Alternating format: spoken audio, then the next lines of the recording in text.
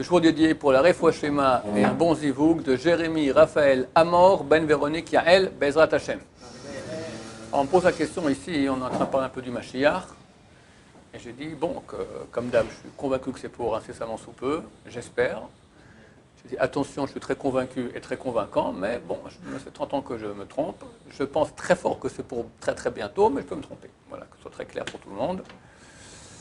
Et j'ai dit, attention, quand Mashiach vient, il faut être prêt. Et là, nos élèves, Ruben qui nous demande, c'est de quoi être prêt. Alors, il faut comprendre, qu'est-ce qui se passe quand Mashiach vient?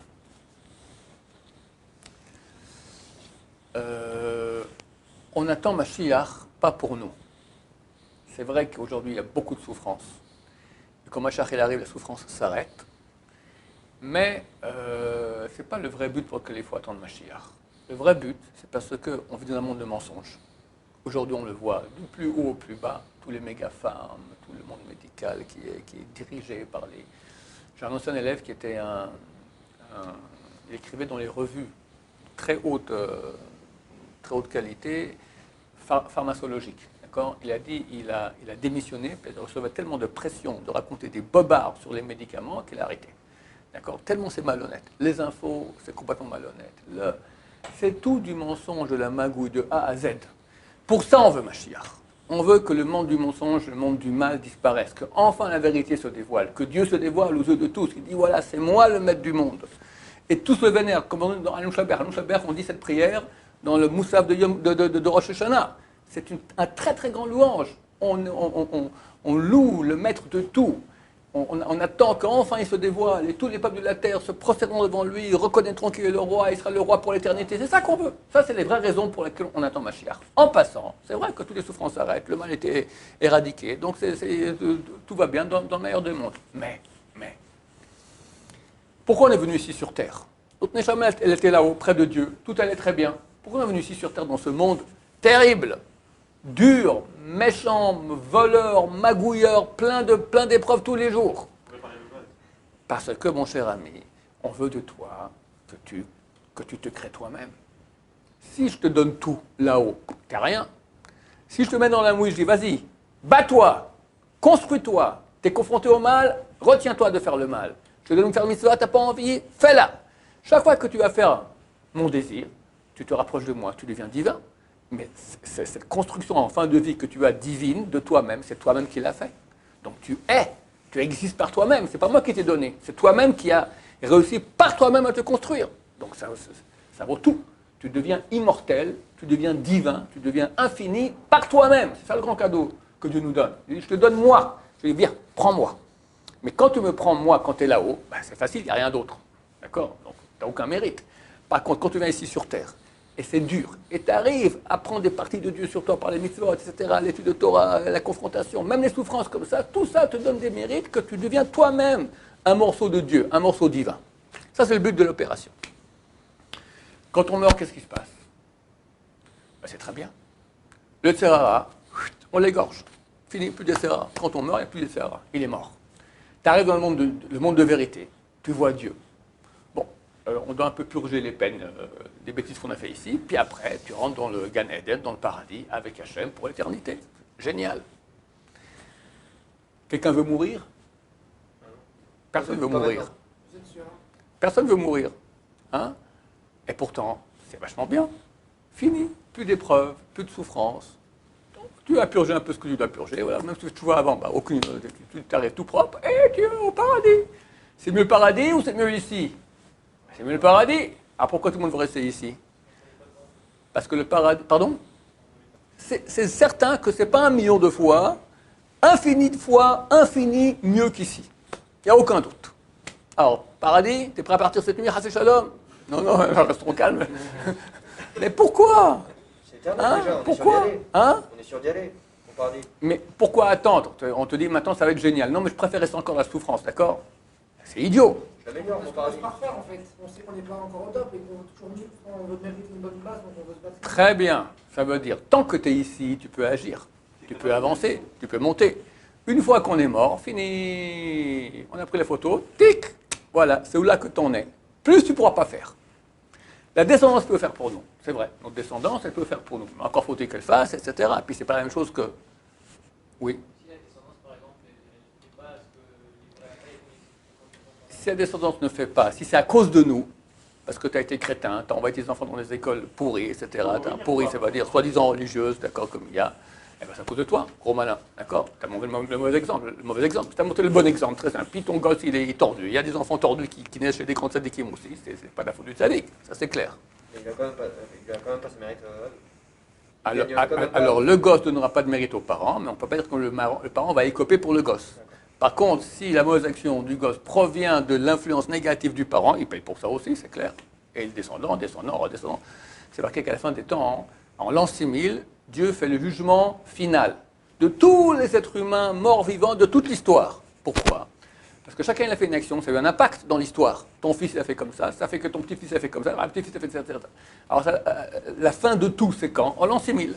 Là, Dieu fait le calcul total pour chacun. Toi, tu as fait ça, qui a fait ça, qui a fait ça, qui a fait toutes les conséquences et conséquences que ça a amené en bien ou en mal.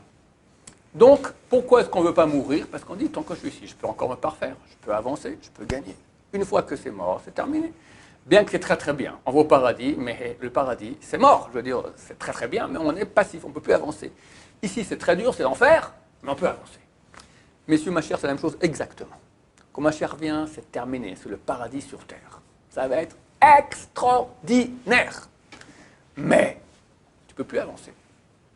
Attends, Dieu, il est là. C'est marqué, quelqu'un un Shabbat, il veut aller, à l'époque messianique, il veut aller cueillir une figue. La figue lui crie, attention, Shabbat. Les petits enfants croient que la figue aura une petite bouche, elle va crier, Shabbat, Shabbat. D'accord, c'est pas comme ça. Comme aujourd'hui, dans la réalité, elle te parle.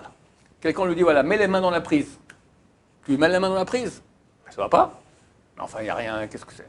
Le type, la réalité, il voit une prise, il comprend qu'il s'est électrocuté, il ne va pas le faire. Mais monte sur une mine, d'accord, il ne va pas le faire pour tout l'or du monde, à moins qu'il veuille se suicider.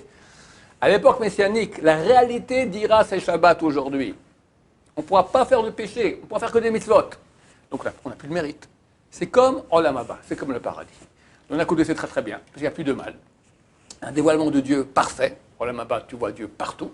Là aussi, on aura la même chose, mais on prend la photo, tic, comme tu es arrivé. C'est pour ça que je dis qu'il faut se préparer. Parce que, quand ma chère vient, c'est terminé, on ne peut plus avancer. Donc, il faut maintenant aller et faire le maximum qu'on peut faire. Et Dieu s'occupe beaucoup de cela, parce que quand on ne fait pas le maximum, lui, Dieu, nous fait faire un peu plus. Comme moi, avec la souffrance. D'accord ? Aujourd'hui, tout le monde souffre. Tout le monde souffre, c'est-à-dire le Covid, etc. On sait en plus, d'accord, mais chacun a ses problèmes. On est très, très faible aujourd'hui. Les gens, chaque petit problème, c'est très dur. Donc il y a des problèmes terribles partout. Ça, c'est une promesse qui sera comme ça avant que ma chère vienne, parce que c'est le bonus que Hachem veut nous faire pour que, quand ma chère vienne, tu es déjà un peu plus haut. Maintenant, il ne faut pas se limiter à ce bonus de souffrance, il faut faire le maximum si possible, d'accord, le maximum qu'on puisse, parce qu'après c'est terminé. Les gens posent la question, mais alors c'est dommage, moi je veux que ma chère vienne. Laissez-moi écouter, j'ai 18 ans, laissez-moi encore 40 ans, ça ne va pas mon vieux, 40 ans encore, on ne veut pas attendre. Non, mais pour moi, ça ne vaut pas la peine que ma chère vienne maintenant. Alors, ma réponse, elle est oui et non. Ça veut dire, ne crois pas que si tu restes encore 40 ans vivant, c'est mieux pour toi. Pourquoi ? Parce qu'Hachem, lui, sait quand Mashiach il vient. Il sait, admettons qu'il sait que ça vient maintenant, il vient en 2021. D'accord ? Maintenant, Ruben, t'as quel âge ? 22 ans. 22 ans. Maintenant, donc, en l'an 1999, quand tu es né, n'est-ce pas ? 98, pardon, en 1998, tu es né, d'accord ? 9 mois plus tôt, Hachem s'est dit, est-ce que maintenant je vais faire naître Ruben maintenant, ou dans 5 ans, ou dans 10 ans, ou j'ai dit ça déjà il y a 50 ans, j'aurais pu faire déjà naître Ruben. Si tu étais né il y a 50 ans, tu aurais maintenant 52 ans, d'accord, par exemple. Dieu s'est dit, Ruben, je vois c'est quoi son âme, le mieux pour lui, compte tenu de je vois quand Mashiach vient, le mieux pour lui c'est d'être né en 1998, comme ça quand Mashiach vient, on espère, en 2021, il a 22 ans. Donc Dieu sait très bien, en fonction de notre âme, qu'est-ce qui est le mieux pour nous, quelle période venir ici sur Terre, en fonction de quand Mashiach vient. Tu ne peux pas dire, moi, je préfère que Mashiach vienne plus tard parce que j'aimerais encore me parfaire. Écoute, mon cher ami, toi, tu ne connais pas qui tu es. Dieu te connaît très très bien. Il sait exactement, c'est quand le meilleur moment que tu sois né, donc demande Mashiach, attends Mashiach, parce qu'il faut demander qu'il vienne. Il ne viendra pas comme ça. Il faut l'attendre, il faut le demander, il faut le demander, il faut l'attendre. Il y a une année, on avait fait une grande, en été, on avait fait une grande campagne, que chaque personne au moins 10 fois par jour demande à Dieu que Mashiach vienne sans effusion de sang, etc. Et bah, au Hachem, les choses ont avancé, on est en plein, on est en plein Covid. D'accord, je ne dis pas que c'est le cas, c'est les préparations pour Mashiach. Je voulais refaire une deuxième chose, j'ai un peu honte de demander au public de refaire comme ça une campagne, vu que Rav Shai, bon, on le connaît avec son Mashiach, il nous casse les pieds. Alors, Ham Kanevski, la veille de Kippour, il a dit, il faut dire à Ham Israël de demander que Mashiach vienne. Donc c'est une chose qui est importante, c'est-à-dire lui, il est dans le ciel, le Rav Ham, il voit tout ce qui se passe. Il voit qu'il y a un manque, donc je m'adresse maintenant à nos internautes, d'accord, il faut demander que Mashiach vienne. Il faut demander, c'est pas comme ça. Peut-être qu'une des raisons en plus, beaucoup de raisons pour lesquelles la souffrance vient, c'est aussi que on dit ah, on n'en peut plus, amène la Géoula, d'accord, on n'en peut plus. Donc il faut prier beaucoup pour que Mashiach vienne, mais il faut se préparer. Il faut se préparer, et je vous félicite de votre choix d'être venu à Israël Yeshiva, bien que c'est très dur maintenant pour vous les jours de confinement. C'est un très très très grand, les Fumsa Agra, en fonction de l'effort fourni, comme ça il le mérite. Donc vous avez beaucoup de mérite, et que par votre mérite, celui des grands tzadikim, de tout Am Israël, que Mashiach vienne, Barachamim, Amen.